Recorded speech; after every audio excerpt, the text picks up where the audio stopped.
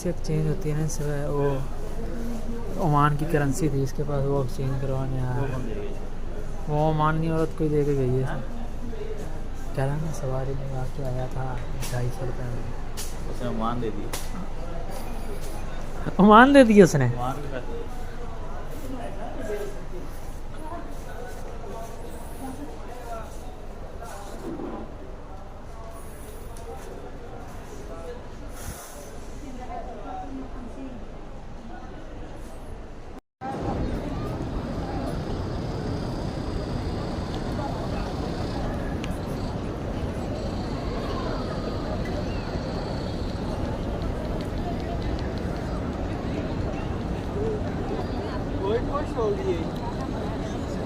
मेरी माँ को बताने गया वो कैमरे से मेरी वीडियो बना।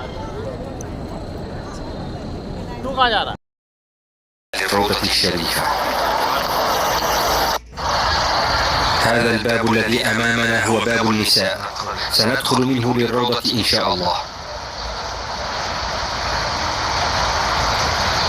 هذا باب بلال الصحابي الجليل بلال بن رباح، هذا هو.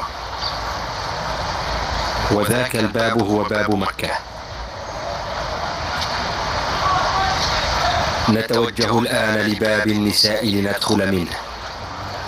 هذا الباب الذي على يسارنا هو باب جبريل عليه السلام، الباب الذي دخل منه جبريل عليه السلام إلى النبي صلى الله عليه وسلم. هذا هو باب النساء، سندخل منه إلى الروضة بإذن الله سبحانه وتعالى.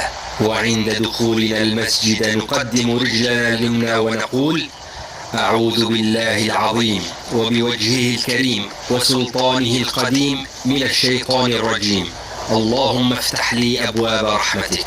زائر الروضة لا تنسى تبليغ سلامي سلامي للنبي العربي القرشي اتهامي اتهامي. في هذا المكان كان منبر رسول الله صلى الله عليه وآله وسلم، وعلى يسارنا كان بيته. في هذا المكان كان بيته، وهنا دفن صلى الله عليه وسلم هو وصاحبيه. والنبي عليه الصلاة والسلام يقول: ما بين بيتي ومنبري روضة من رياض الجنة، ومنبري على حوضي. وهذه التي ترونها أمامكم كلها الروضة الشريفة. فنبدأ بالصلاة فيها أولا، فرضا كانت أم نفلا، وقبل زيارة النبي صلى الله عليه وسلم، فحق الله مقدم على حق رسوله صلى الله عليه وسلم، فالله خالق ونبيه مخلوق. فإن انتهينا من الصلاة نتوجه بعدها إلى الحجرة الشريفة التي فيها قبره صلى الله عليه وسلم لنسلم عليه صلى الله عليه وسلم. فعندما نسلم عليه الله سبحانه وتعالى يرد له روحه ليرد علينا السلام، وإن كنا لا نسمعه.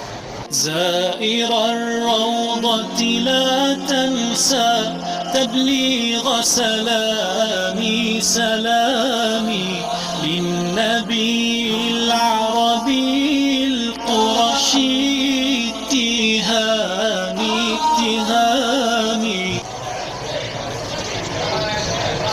نتوجه الآن إلى قبر رسول الله صلى الله عليه وسلم، فنقف أمامه مستقبلين له ونقول له بصوت منخفض: الصلاة والسلام عليك يا سيدي يا رسول الله، الصلاة والسلام عليك يا من عظمك الله، أشهد أنك رسول الله، وأشهد بأنك قد بلغت الرسالة وأديت الأمانة ونصحت الأمة وجاهدت في الله حق الجهاد حتى أتاك اليقين من الله تعالى.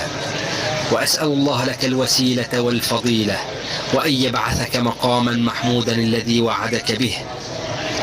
يا رسول الله، إنك قلت بأن المرء مع من أحب، وإني أشهد الله على حبي لك طالبا منك الشفاعة ومرافقتك في الجنة.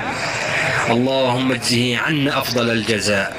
هذا هو قبر رسول الله صلى الله عليه وسلم، وعلى يمينه قبر صاحبه أبي بكر الصديق أفضل هذه الأمة بعد رسول الله صلى الله عليه وسلم. السلام عليك يا خليفة رسول الله، أشهد أنك كنت نعم الصاحب والوزير لرسولنا صلى الله عليه وسلم.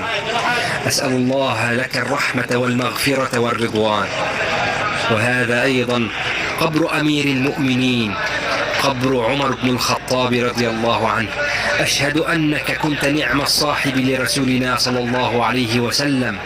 أسأل الله لك الرحمة والمغفرة والرضوان. الصلاة والسلام عليك يا سيدي يا رسول الله. السلام عليك يا حبيبي يا رسول الله.